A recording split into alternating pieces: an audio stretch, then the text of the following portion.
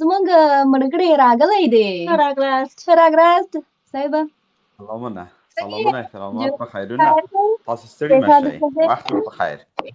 ډېره مننه، تاسو ښه یې، صحت مو ښه ده، ورځ مو په خیر. ستاسو ځای کې به مازدیګر وي. ډېره مننه. څنګه یې تاسې؟ ډېره مننه. زه خوشحاله یم چې نن په خپرونه کې راسره تاسې یئ. ډېره مننه. ډېر هرکلی کوو. موږ کولی شو له تاسو سره د دې خبرې په اړه بحث وکړو او زموږ نظریې له تاسو سره شریکوو. هو سمه ده. ښه راغلاست. ډېره مننه. ډېر وبخښئ، زما دوستان تاسو ته سلامونه کوي. کومنټونو کې فکر کوم زموږ او ستاسو کومنټونه بیل دي. تا بیل دي، ماته نه ښکاري، زما چې دي بیل دي. دوی ټول تاسو ته سلام کوي، احترامات درته وړاندې کوي. دوی غواړي وایي چې تاسو هم ځان معرفي کوي او دا بله دوست چې دواړه چې دي سپرغۍ او ډیوه، دوی مشهور څو تانې چې ډېر پیژني افغانان، سپرغۍ، ډیوه، غاټوله، غوټۍ، دا 4 نفره ډېر پیژني. دوی وایي چې دوی دواړه د ځان معرفي کوي چې زموږ وپوه سو چې دا دوی دواړه کوم یو غوټۍ ده، کوم یو ډیوه ده، کوم یو غاټوله ده. او ستاسو په ټیک ټاک کې ملګري او مینوال هم موږ کتلی شي ها؟ کتلی شي؟ تاسو ګوري، تاسو سلام کوي. د خوشحال صاحب ملګرو او مینوالو ته موږ سپرغۍ او ډیوه او غاټول ډېره مننه چې تاسې زموږ ټیک ټاک ګورئ. ډېره مننه.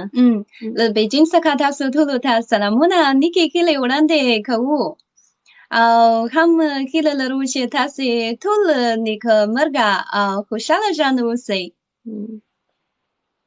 خوشحال صاحب اوس خو سلامونه ته وعلیکم ویلي.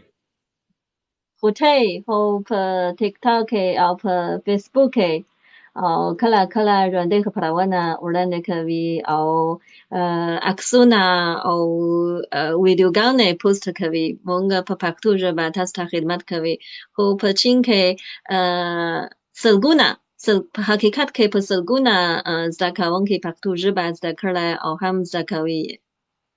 هو سمه ده. اوس غوټۍ زه پوښتنه دا لرم که نه چې تاسو نه پوښتنه وکړم چې تاسو څنګه وکولی سوه چې پښتو ژبه زده کوئ؟ ځکه په پښتو ژبه کې 15 یېګانې دي چې ډېرې سختې دي. زه ستاسې لیکنې لولم، تاسو چې کوم حروف لیکئ پښتو باندې، هغه یېګانې ټولې پکې مراد کیږي. څنګه مو اوس وکولی چې پښتو ژبه زده کړئ؟ څنګه تجربې ځکه چې موږ رښتیا ده چې پښتو ژبه زده کول کم یو پیچلی او سخت کار دی.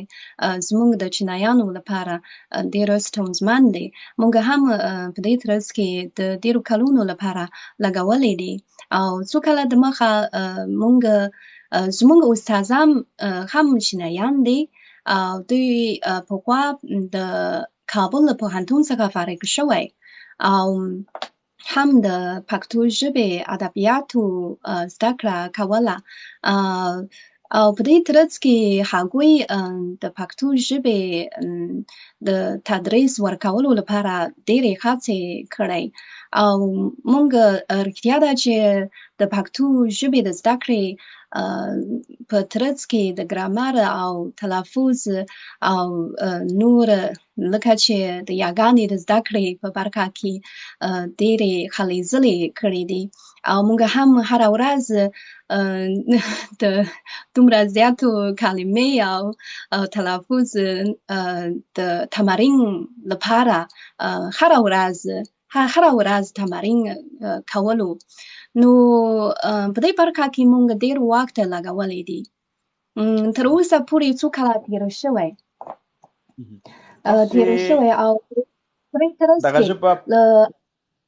هم د تبادلې د نظریو د تبادلې په ترڅ کې زموږ د پښتو ژبې سویه هم تر یوې اندازې پورې لوړه شوې ده. همداسې ډېر ښه. تاسې پښتو ژبه په چین کې زده کړله، په پوهنتون کې مو زده کړه؟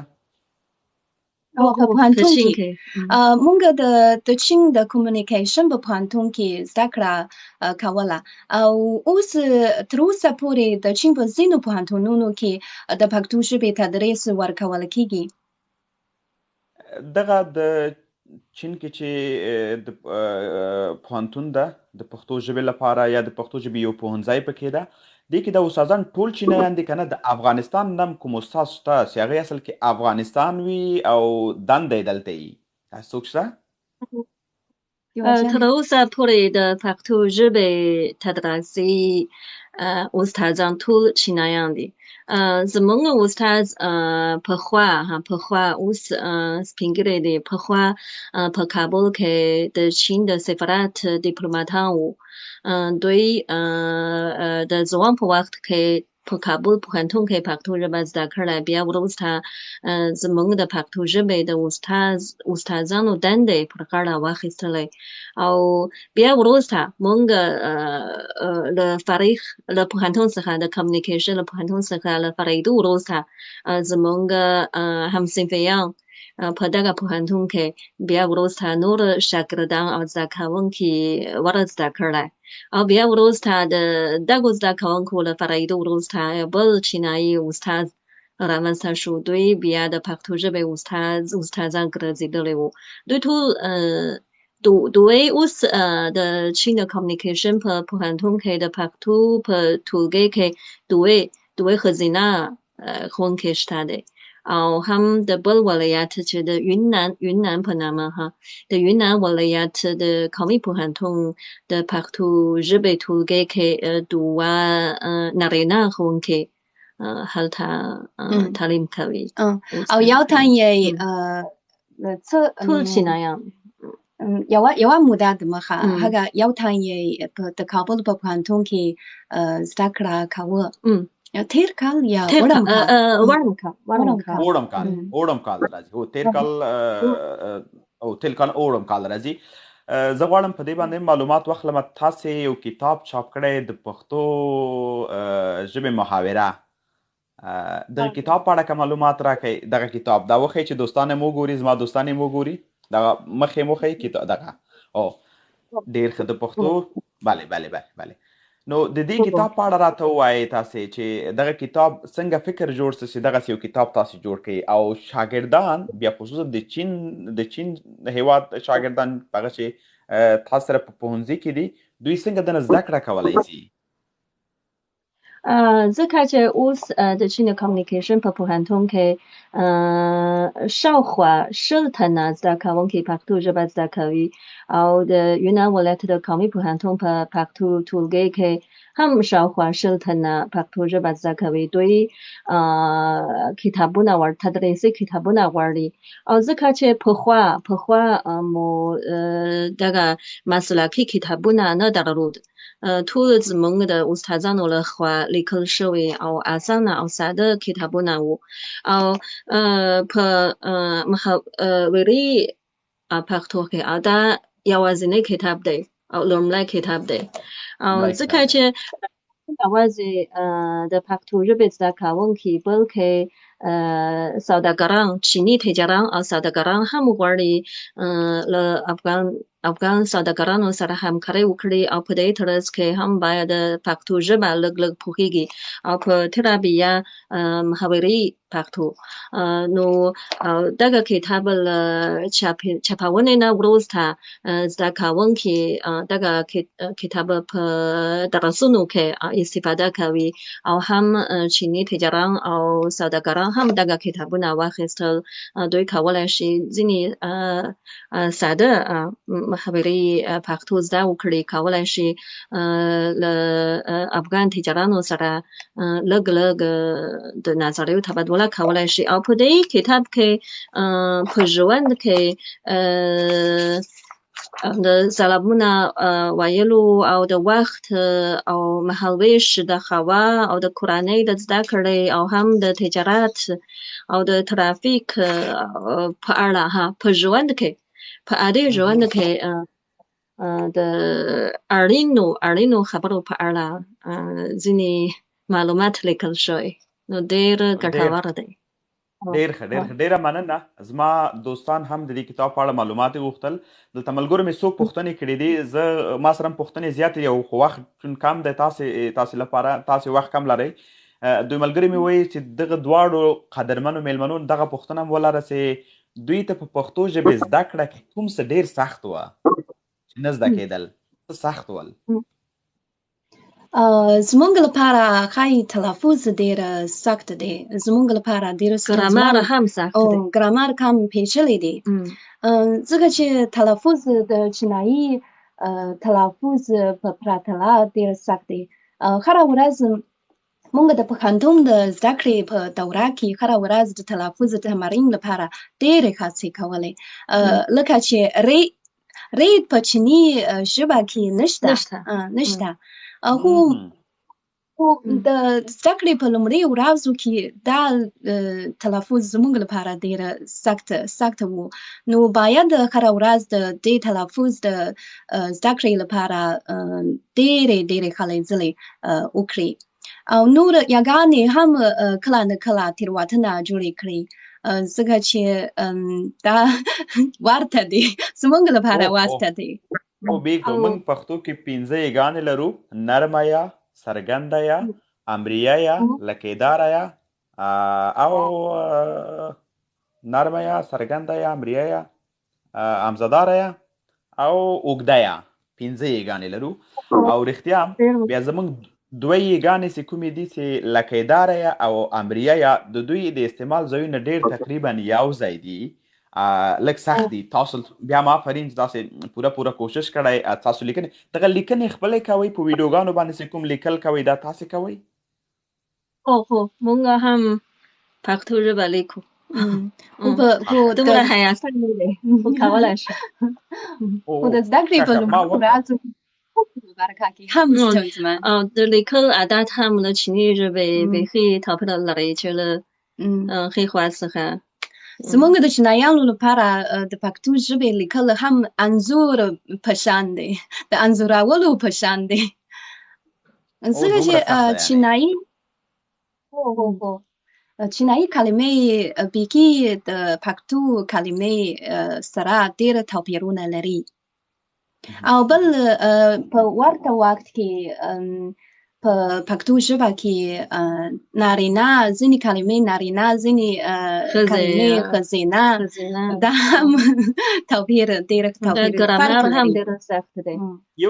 یو شی زه تاسو ته ووایم، زموږ په افغانستان کې زموږ د شمال د برخې هیوادوال چې کوم دي دري ژبي، دوی هغه ډول پښتو صفا نسي ویلی لکه تاسې چې وایې. تاسې ډېره صفا پښتو وایې، ډېر کره پښتو وایې. یعنې پښتو مو ښه زده کړې ده. هغه فعلونه ټول مراد کوئ، یېګانې مراد کوئ، جمله ډېره ښه وایې. زموږ هغه خپله چې افغانستان کې اوسېږي هغه خلک تر اوسه پورې په دې نه دي توانېدلي چې تاسو رقم ته پښتو وایي. نو په دې خاطر موږ افغانانو ته ډېره جالبه همدا ده چې څنګه تاسو وکولی شو دا مو یاده کړه. ښه، ډېره مننه. زه غواړم په دې اړه پوښتنه وکړم چې تاسې د افغانستان کې چې کومې خاصې ورځې راځي، مثلا د اختر ورځ، د نوي کال ورځ، دا تاسې ته ټول په یاد دي او افغانانو ته پیغام ورکوي؟ دا معلومات له انټرنیټ اخلئ؟ څوک درکوي؟ له کوم ځای پیدا کوي؟ او بیا ډېر ښه پیغام ورکوي دې خلکو ته تاسې؟ مونږ البته چې پښتو ژبه زده کوو او افغانستان ته خدمت کوو، هرومرو په افغانستان کې دغه اخترونو او عنعنوي دودونو ته پاملرنه کوو او هره ورځ په انټرنیټ کې د افغانستان په اړه خبرونه ګورو. او کله چې لوی اختر، کوچنی اختر، نوی کال چې دغه مهم ورځې ورسیږي، مونږ واړو په لومړي وخت کې ټولو افغان ملګرو ته نیکې هیلې وړاندې کوو. سمه ده. په عین وخت کې موږ هم د ډېرو افغان ملګرو سره دوستي ټینګه کړې او په دې ترڅ کې له هغوی سره د نظریو په تبادلې په ترڅ کې موږ هم د افغانستان د کلتور په باب ډېر معلومات ترلاسه کړي. نو موږ هم د افغانستان د دودونو او کلتور په باب لږ څه معلومات ترلاسه کړي او کله چې اخترونه، لوی اخترونه او ځینې ځانګړي اخترونه را رسیږي، موږ په دې ځانګړي ورځ کې زموږ ګران ملګرو ته پیغامونه ورکوو. خدای دې وکړي چې نور دې ملګرو کې زه مې حساب سمه، زه هم در سره نظر تبادله وکړمه. خدای دې وکړي. زه غواړم په دې باندې پوه شم، تاسو د افغانستان د حاصلاتو په اړه ما ستاسو ویډیوګانې کتلي دي او د افغانستان د حاصلاتو نمونې هم چین ته هم راغلي دي چې دا هم خوشبختي ده. په دې اړه که راته ووایې چې کوم ډول حاصلات په افغانستان کې تاسې پیژنئ او کوم ډول ستاسې د خوښې دي؟ کوم ډول حاصلات؟ میوې حاصلات.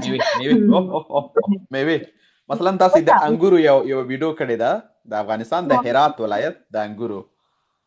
په افغانستان کې هرات کې انګور د انګور حاصلات وخت او هم مڼې د حاصلات وخت او غالیدانې اوس شروع حاصلات شروع په ننګرهار کې په ختیځ ولایت کې ننګرهار، لغمان، ګرمسیر ورته وایي پښتو کې ګرمسیر ولایتونه دي، دلته شولې زیاتې کیږي. کندوز کې ځکه چې افغانستان میوې ډېرې خوندورې دي نو موږ په دې برخه کې ډېره پاملرنه کوو. تاسې افغانستان ته کله تللي یاست؟ تر اوسه نه. افسوس خبره ده چې تر اوسه افغانستان ته سفر نه دی سفر کړی. خو موږ هیله لرو چې په نږدې راتلونکي کې همدغه فرصت ولرو او دغه فرصت ته ډېره تمه لرو. تاسو بیا غواړئ مطلب د افغانستان کومو سیمو نه لیدنه وکئ چې تاسو ویډیوګانو کې لیدلي دي، تاسو زړه غواړي چې کله افغانستان ته لاړئ نو خامخا هغه ولایتونو ته به ورځئ؟ کوم ولایتونه دي؟ زه غواړم چې بامیان ولایت ته سفر وکړم. کابل، البته کابل پلازمینه ده. کندهار بامیان کې خو ښکلې منظرې شته دي. جلال آباد هم غواړم. جلال آباد سفر هم غواړم. جلال آباد کې غاټول ملګری او په خلکه ډېر ملګري لرم. نو صاحب تاسې ستا اصلي ځای کوم ځای دی؟ ټاټوبې کوم ځای دی؟ لغمان. جلال آباد او لغمان چې دي نږدې دي. ختیځ زون ده. ټول لوی یو وخت کې چې و ټول پخوا چې و ټول یو ننګرهار وه، بیا وروسته بیل سول چې لغمان، کونړ، نورستان، ننګرهار درې سول. زه اصل د لغمان یم. بیا چون ما دغه د ژوند ډېر کلونه چې و بیا په پلازمینه کابل کې تیر کړل. درس مې پوهنتون مې همالته ولوسته. دنده مې تقریبا 8 کاله دنده مې هلته وکړله په کابل پلازمینه کې. او زه جالبه داره چې زه بامیانو ته لا اوسه پورې نه یم تللی، اما د بامیانو د ښکلا، د بامیانو د ښایست، د بامیانو د ځینې سیمو د نندارې په اړه ډېر مې اورېدلي دي. زه هم نه یم تللی، زه هم غواړم چې ولاړ شم. تاسې کولی شئ یو ځل بامیان ته سفر وکړئ. موږ یوازې د عکسونو له لارې د ډېر په زړه پورې او ښکلی بامیان منظره ګورو. نو هم غواړو چې هلته سفر وکړو. تاسو خو تاسو مشهور هستئ، خلک چې مو پیژني وایي چې ډیوه ده، غاټوله ده، په دې نامه پیژني دوستان، غوټۍ ده، په دې باندې خلک پیژني تاسې. اصلي نوم یې تاسو څه شی ده؟ لکه خپل چینایي کې تاسو خپل نوم څه ده؟ د بل څه ده؟ اصلي نوم راز دی. راز نه دی، ځکه چې تلفظ ستاسو لپاره مشکل دی. زما چیني نوم تاسو کولی شئ ما ته شاویو. که موږ شاویو تاسو تلفظ کولی شئ شاویو. زما چیني نوم شاویو.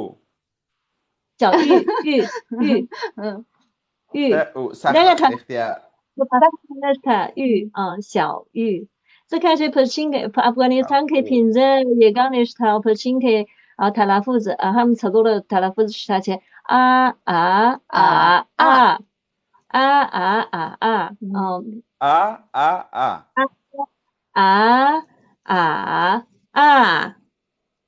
دا څلور تلفظ دي. دغه تلفظ د بهرنیانو لپاره ډېر مشکل دی. د هر هېواد ملګری غواړي چې چینایي ژبه زده وکړي، ټول داسې وایي چې دغه د ټولو مشکل دی. او هر تلفظ بېله معنا لري. نه رښتیا هم ډېر سخت ده. اوس دغه یو نوم چې ده دا ما دپاره ډېر سخت ده چې زه یې زده کوم د ډیوې نوم ماته سخت ده چې زه یې زده کړمه شاو小玉شاو小玉ډېر سخت ده ډېر سخت ده او ستاسو نوم بیا راز زما نوم حیفان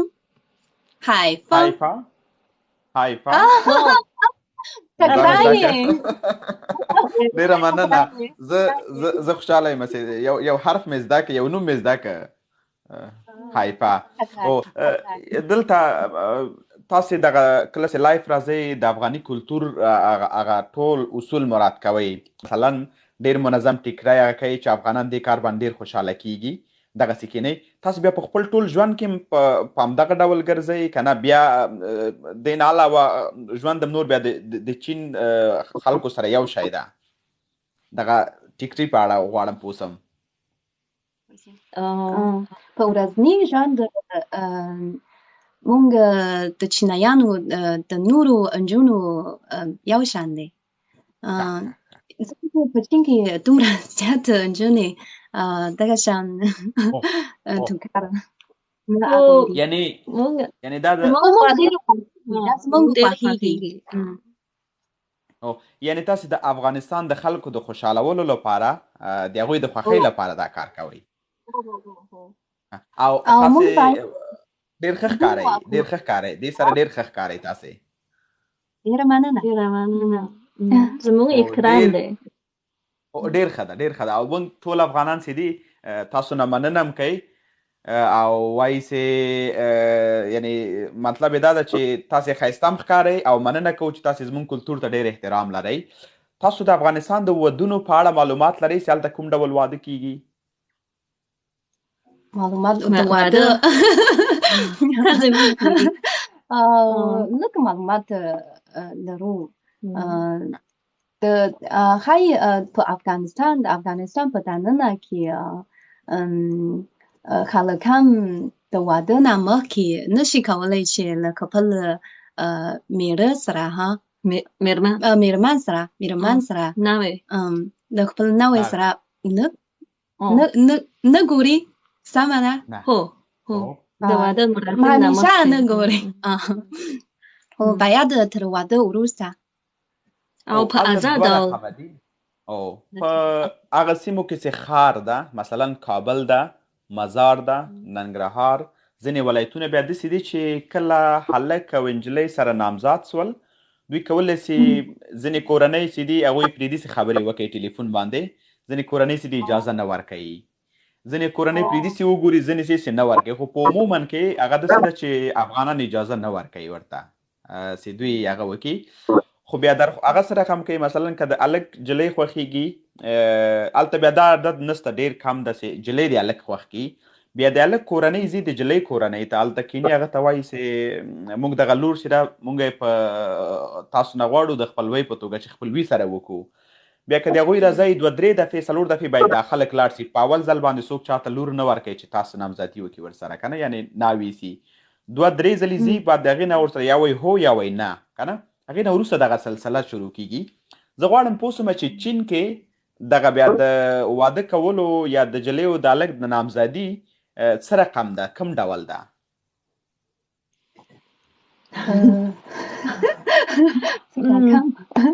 چین کې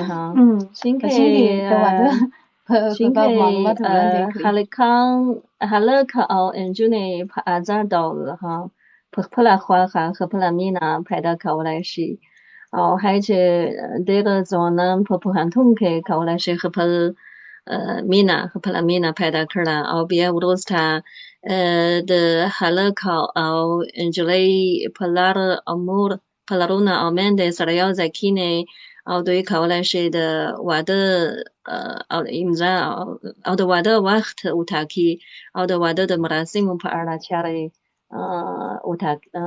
وټاکي پرېکړه وکړي او دغه چې عمده اصول دا دی چې نارینه باید یو کور یو موټر چمتو کړي او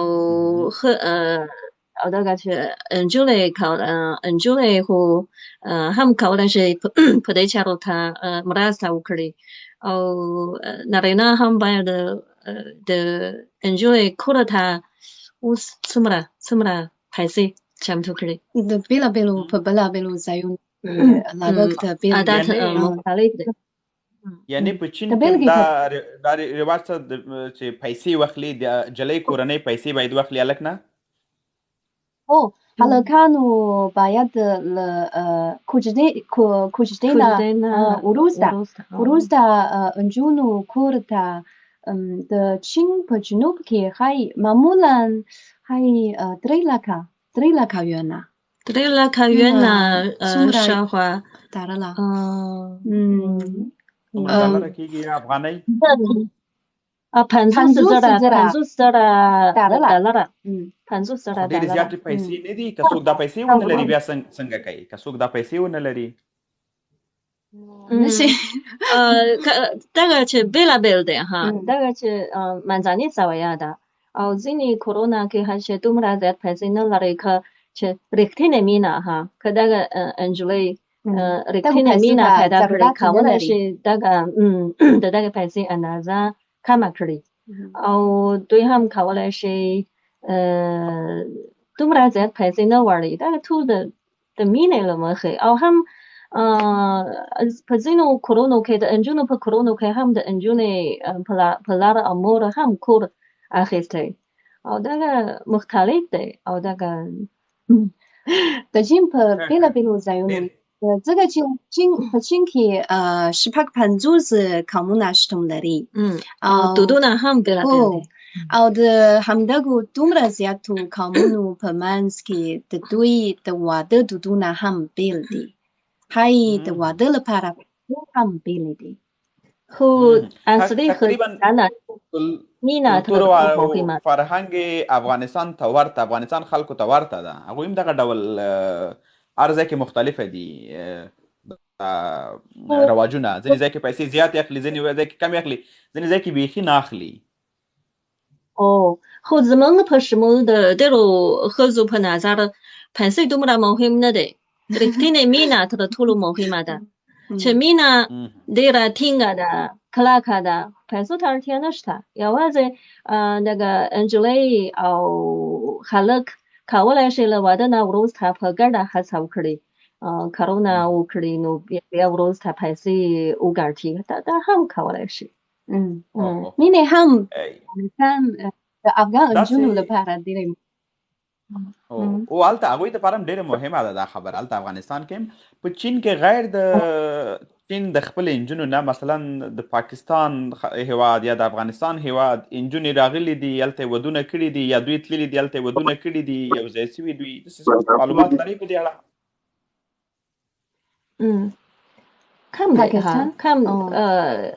کم دی موږ خو څو بېلګې لرو چې د افغانستان هلک د افغانستان نارینه د چین له ښځو سره واده کړی دغه بېلګې شته او هم ځینو نارینه له چیني ښځو سره واده کړی ځینو افغان سوداګرو اوس له چینایي نجونو سره واده وکړ په چین کې خو ځینې څو افغان تجاران ډېر ښه کار کړی دوی اوس په چین کې خپلې کورنۍ لري له چیني ښځو سره واده کړی دا بېلګې شته نور زما ملګري ټول تاسو ته سلامونه هم کوي دوی ډېرې جالبې پوښتنې په کومنټونو کې لیکي که نه موږ زیاتو ملګرو سره پوښتنه دا ده چې تاسې دواړو نه پوښتنه وکړئ چې تاسو دواړو واده کړی تراز دی تاسو واده کړی ښه چا واده کړی تاسو واده کړی که نه ما واده کړی ده زما نه بچي نسته زما 3 کاله د واده وسول 3 کاله شوي دي چون من خو افغانستان کې زما مېرمنې سوه زما مېرمن هم ژورنالیسته ده خبریاله ده په افغانستان کې وه بیا هغې درس ویلي ماسټري کوله همغه په وجه باندې نو بیا موږ ویل چې زه د دوره خلاصه سي بعد د هغې نه به یو سړی اولادونه به پیدا کړي. بیا مکتب او وظیفه او هغه ټول نه کېده چې ما سړي ته لاړ شي که نه، نو دغسې هغه باندې نو ما واده کړی ده. زه راز نه ساتم، زه وایم ما راز وویلې. او ستاسو له لارې هغې ته سلامونه، زمونږ سلامونه ستاسو هم مېرمن ته سلامونه سپارو. وړاندې کوو. ډېره وعلیکم مننه. السلام. ډېره مننه. زه خوشحاله شوم چې تاسو سره مرکه وکړله، تاسو سره مصاحبه وکړله، تاسو سره مو خبرې وکړلې. که تاسې پوښتنه لرئ کوم څه، یا د افغانستان په اړه، د افغانستان د کلتور او عنعناتو په اړه، یا مثلا کوم ډول پوښتنه ستاسو په ذهن کې پاتې چې ما نه یې وکړئ، نو تاسو کولی شئ زه تاسو جواب ولرم. او البته خوشحال صاحب. او تاسو چې په شمشه د تلویزیون کې کار کوئ، تاسو خبریال یې ها؟ ما شمشه تلویزیون کې کار کړی ده 8 کاله. 8 کاله مې کار کړی. زه د راډیو عمومي مسؤل وم، او تلویزیون باندې مې هم برنامې درلودلې، سکرین باندې، ټي وي باندې. نو هم په د تلویزیوني پروګرام جوړوي؟ هو. او تاسو چې اوس چې په افغانستان کې نظام بدل شو، او تاسو د کارونو محتویات څه بدلونونه راغلي که نه؟ کاري محتوا بدل زخ زیات بدلونونه راغلي دي، لږ بدلونونه نه، زخ زیات بدلونونه راغلي.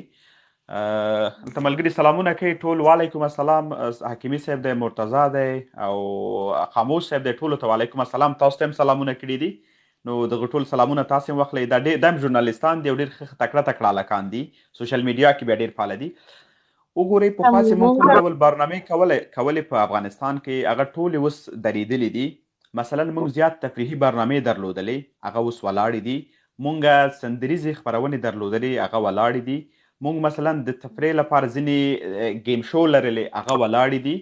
ځینې خبرونه او ځینې معلومات اوسې باید مطلب موږ په ډاډه زړه کولی شو نشر کړو. اما اوس ډېر داسې مسایل شته ده چې موږ ته اجازه نه راکول کېږي چې هغه نشر کړو یا یې نشر ته وسپارو، اجازه نه راکول کېږي.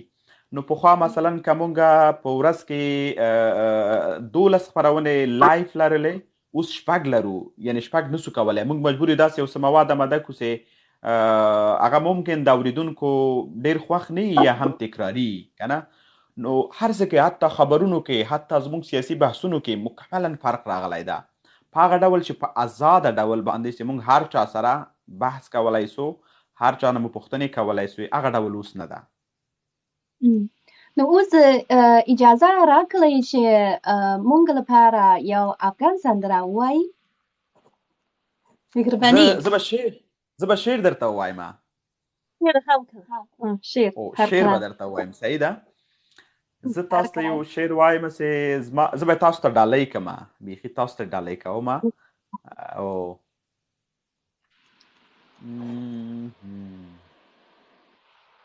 زړه مې بل رقم خفه دی، څوک د ماته په ګډا شي. زړه مې بل رقم خفه دی، څوک د ماته په ګډا شي. څو ګیلې ورته لرمه، خدای دې خوب کې ماله راشي. څو ګیلې ورته لرمه، خدای دې خوب کې ماله راشي. میلیونونه انسانان دي، دغه یو خو دې زما شي. میلیونونه انسانان دي، دغه یو خو دې زما شي. هغه وخت کې چې افغانستان کې جنگ وکنه، موږ به دا باید زمزمه کوو چې دا ملي اردو دې نه مري، سړور دې را پخلا شي. او کتابونه دې ښه ډیر شي، په ټوپکو دې وباشي. او دا سړی څه سړی دی، دا سړی څه سړی دی، ویل ډاکټره دې دا ستا شي. ډېره مننه. دا شعر وه، غزل وه. ډېره مننه. صاحب د پښتو په ادبیاتو کې غزل او لنډۍ شعرونه بېلابېل دي، او عموما څو شکلونه او څو بڼې لري، څو ډولونه لري. دغه بڼې خو زښتې ډېرې دي که نه. تر اوسه پورې ډېرو کتابونو بحث هم پرې نه ده کړی. مثلا مونږ غزل لرو، مونږ لنډۍ لرو چې ټپې ورته وایي، تاسو چې یادونه وکړله موږ نظم لرو، موږ مصنوي لرو، موږ بګتۍ لرو، موږ چاربیتې لرو، موږ ټپیزې لرو، موږ مصنوي غزل لرو، موږ بیا په نظمونو کې ترکیب بند او ترجیع بند لرو. زخ ډیر دي، بیا هر یو سیده بیل بیل دي. ټپه سیده د ټپې لیکوال معلوم نه ده، هر چا چې ولیکله بس هغه په پښتو کې وایي چې دا د ولس مال ده، هغه د هغوی خلکو ده. اما غزل چې ده بیا د غزل شاعر معلوم وي چې د غزل شاعر څوک ده. بیا د لیکلو بڼې مختلفې دي. تاسې هاي د افغانستان کلتور او فرهنګ سره ډېره علاقه لري ها؟ طبعا زه چون دغه ژورنالیزم داسې مسلک داسې پکې پاتې سي، تا له هر قوم قبیلې سره نښلی، تا له ټولو کلتورو و عنعناتو سره بلدی او تا له تاریخ سره اشنا کوي. دغه ټول ده او دا ضرور ده چې باید موږ زده کړو او موږ الحمدلله لوستي ځوانان چې د هغو ټولو زده کړي. دا هم ضرور دی چې موږ زده وکړو، خو ډېر مشکل دی. مخکې مو غوښتنه کړې چې د پښتو متلونه وژباړو چیني ژبې ته، خو به هیڅ ونه ډېر مشکل دی. مشکل دی، اما ښه به په دې چې د چین ژبه کې به لکه تاسو چې دغه د پښتو محاوره کتاب چاپ کړی ده، دغه ډول به د چین خلکو سره یو لوی خدمت دا وي که تاسې ورته د پښتو متلونه چاپ کوي. که احیانا مثلا تاسو سره د متلونو کمښت یا متلونه نه وي، زه ډېر زیات متلونه غواړم تاسو ته راټول کړم، تاسو ته یې درولېږم، د ایمیل د لارې درولېږم، تاسو کولی سئ هغه وژباړئ. دا د چینیانو سره به ډېر مرسته وکړي، ځکه زموږ متلونه چې کوم هغه سوي دي دغه ټول حقیقي دي، رښتیا دي، هر ځای کې ډېر ښه صدق کوي. د پښتو څو متلونه ډېر متلونه په چین کې هم شته دی، همدې معنا ده. تاسو ته زده دي؟ تاسو ته زده دي پښتو کوم متل مو زده ده په ذهن کې شته؟ په ذهن ځینې بېلګه به وړاندې کړو.心相印زړونه یو کړي那个种瓜得瓜，种豆得豆，那个什么苦辣。我的就在这里头啊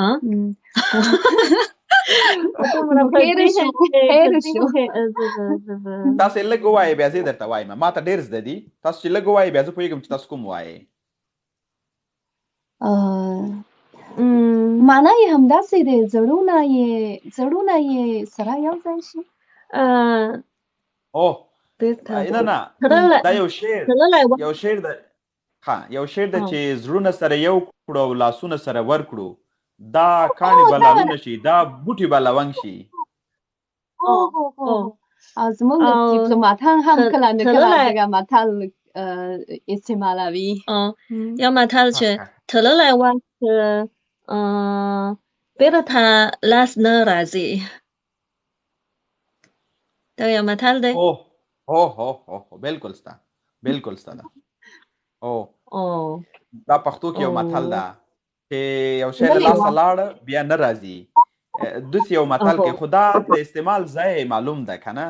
هغوی ځینې ښه شیونه ورته لري چې وایي کس بلاک کې ښه. نو دوی د استعمال ځایونه مختلف دي چې بیا هغه کوي، خو موږ چون پښتانه چې دي ځینې شیونه کې بس خبرې کوي چې ممکن هغه ټولنیزې میډیا کې که سړی وکړي ښه نه دي، خو اما دوی بیا په قومي مسایلو کې دا خبرې کوي چې تللی شي پسې ډېر لاس هغو منظور دا شی ده چې تاسې نوې هڅه وکئ. یو شی چې به له لاسه ورکړه تاسو هغې پسې مه ګرځېږئ چې دا مې د لاسه ورکړه، ذهن مو فشار لاندې راسي یا مثلا هغه باندې کار وکئ یا مثلا بیرته شاتګ ورپسې مه کوئ، تاسې هغې نه نوې هڅه وکئ، هغې نه لا ښه هڅه وکئ چې مخې ته لاړ سئ. داسې په دې خاطر یې دا متل کړی ده چې تللي پسې مه ګرځئ. اصل کې متلونه دا چې مه ګرځئ، یعنې یو شی چې له لاسه ووته لاړ درنه، مثلا یو شی تاسې مثلا یو چانس په لاس ژوند کې لرئ، یو چانس درته پیدا شي، په چانس مو د لاسه ورکړه. مثلا یو چاته یو ځای کې مثلا ماته یو چانس برابر شي چې زه چین ته راسم، صحیح ده، چین ته راسم، دا یو چانس ده ماته، خو ما مګر دغه چانس د لاسه ورکړه، زه باید ځان ځایره نه کړم، ځان باندې فشار رانه وړم، زه باید بیا هڅه وکړم چې چین ته د تګ لاره پیدا کړم. دا وایي چې بیا هغه پسې مه ګرځېږئ ورپسې لنډۍ هغه مه کوئ لکه لارې ولټوئ نوې نوې لارې ولټوئ چې لاړ شئ امیر صاحب دا پوښتنه کوم ورنه نو ځینې دومره ښه نه پوهېږو ښایي لږ نه ښه دي متلونه ډېر ښه دي زه بیا هم په دې برخه کې تاسو سره پوره کومک کوی سم که تاسې وغواړئ زه درته د متلونو پوره بسته یو کتاب درته جوړوم تاسو ته درلیږم تاسو کولی شئ هغه په چینۍ ژبه باندې وژباړئ او موږ هم باید په دې برخه کې هڅه وکړو او په نږدې راتلونکي کې یو له بل سره په دې برخه کې همکاري وکړو ډېره مهمه ده ډېره مهمه ده فکر کوم ستاسو په لایف کې څوک چې دا وایي چې دا زما ملګري کومنټونه ډېر زیات یې وکړل وایي د دوی په لایف کې چې دا یو هلک چې دا وایي چې حضرت محمد صلی الله علیه وسلم ته وایي سپکاوی کوي وایي زه هیله لرم چې هغوی بلاک کړي نه پوهېږم چې کوم کس ده ما خو نه ده کتلی ځکه ستاسو کومنټونه ما ته نه ښکاري ما ته د خپلو نفرو کومنټونه ښکاري بلاک د چا نوم څه ده نوم یې تاسو ملګرو ولیکئ چې زه ورته ووایم او زمونږ اوس هم ډېر په نامه باندې ده لولی بوای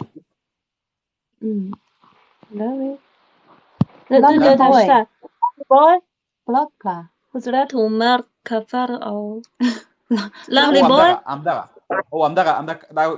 لکه سپکاوی کوي دین ته زموږ دین ته سپکاوی کوي دا سړی وایي چې دغه بلاک کوي دا ټول ملګري ډېر زیات کومنټونه یې په همده باندې وکړل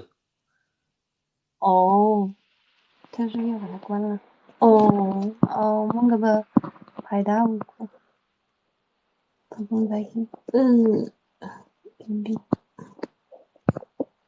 اوس ځای شو اوس ځای شو هر چې